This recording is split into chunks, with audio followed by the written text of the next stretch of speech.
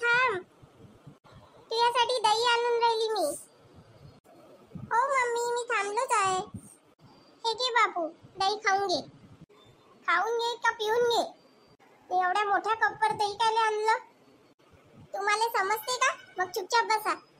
जेवढं जास्त दही खाईन तेवढे जास्त मार्क्स भेटेन त्याला परीक्षेमध्ये. काही बोलते. काही नाही बोलत मी, खरंच बोलतो. हे पिंट्याची पुस्तक कायले वाचून राहिले तुम्ही?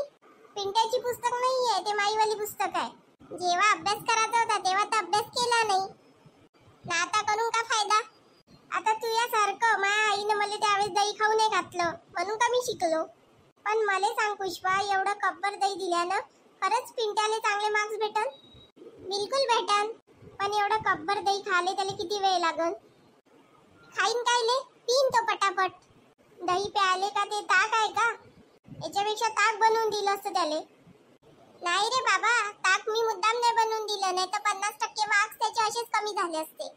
का काही बोलते? कसं का? दह्यामध्ये पाणी टाका लागते ना ताक बनवण्यासाठी, म्हणजे ते पतलं होते म्हणून.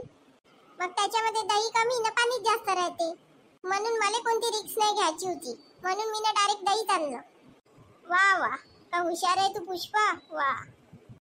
मग हुशारच आहे मी, पण तुम्हाला दुसऱ्यांच्याच बायका हुशार वाटते. घे रे बापू, तू पिऊन घे. हो रे पिट्या बापू, पिऊन घे.